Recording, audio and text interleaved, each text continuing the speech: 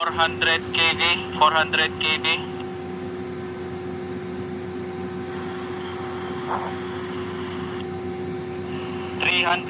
Ayan mga idol, paakyat na tayo ng 400 kV. 350. Nasa 350 na tayo. Yan, at narinig nyo ulit na parang may nagpiprito. Medyo malakas na ulit yung ano niya. Okay, now 400 kV for 3 minutes. Ayan, sumisirit na. Yan, nasa 400 na tayo.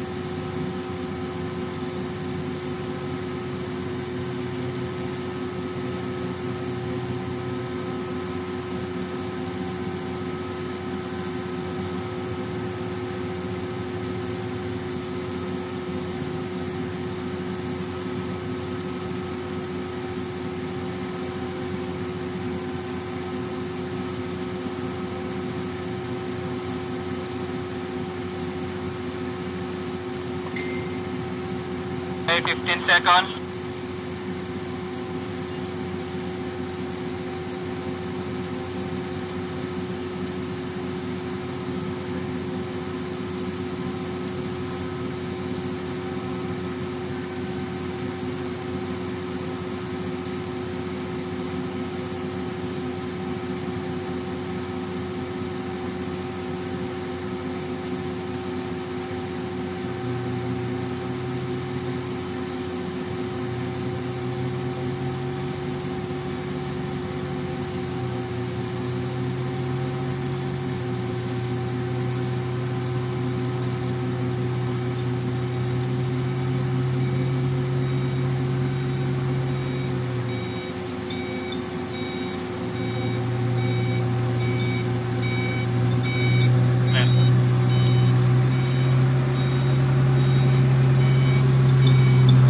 Last 10 seconds.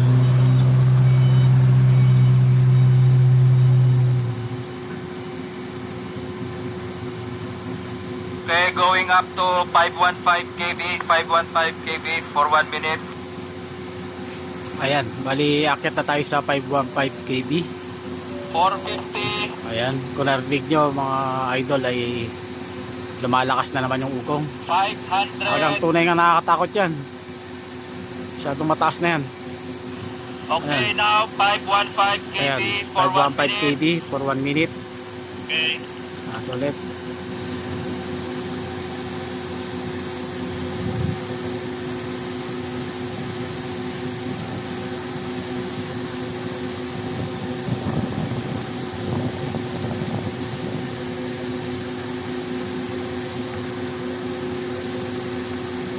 Thirty seconds.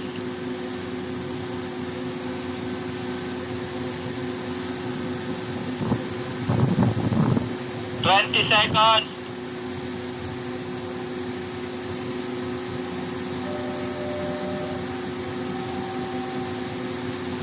Ten seconds.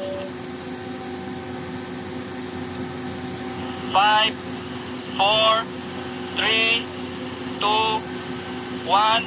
Okay, 515 fast for a high voltage test. Now going down to 291 for a PD measurement. Ayan, pumasa na tayo sa ano, sa 515 kV. Bali bababa na tayo para sa PD measurement naman. Ayan, at Broke. Yun nga, at walang naging problema. Hindi katulad kanina sa yellow ay nagkaroon ng plus over. Pero dumi lang naman yun, yung kanina. So, ayan. Okay, now 291 kV, 291 kV. Ayan, medyo mababa ngayon tayo ngayon. Tapos na yung maximum voltage natin. Start PD 515. measurement. Ngayon ay nag-PD na ngayon tayo. Ngayon ay nasa mahigit na tayo. Ang oras na ba ngayon? Sa 12. Past 12 na po tayo ng tanghali. Medyo mainit na mga idol. Yan po. Okay. Okay po. Maya na lang ulit.